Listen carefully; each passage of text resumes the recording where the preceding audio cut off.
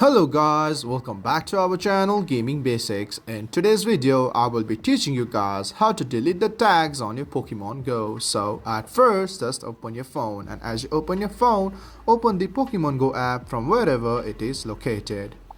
And guys, as you open your Pokemon Go, you're in this home screen as I am. So just stay at this home screen and look at the middle bottom for that Pokeball icon and just select that. And as you select it, go for the option Pokemon.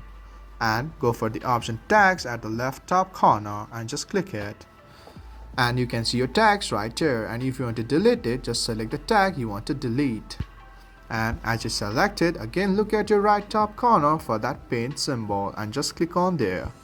And as you click it, you can see the delete tag option right here at the bottom of your screen, and just click on there and press on delete.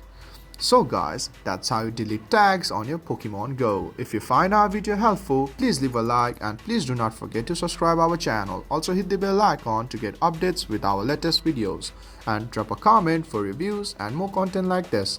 I will see you guys again in our next video. Thank you for watching.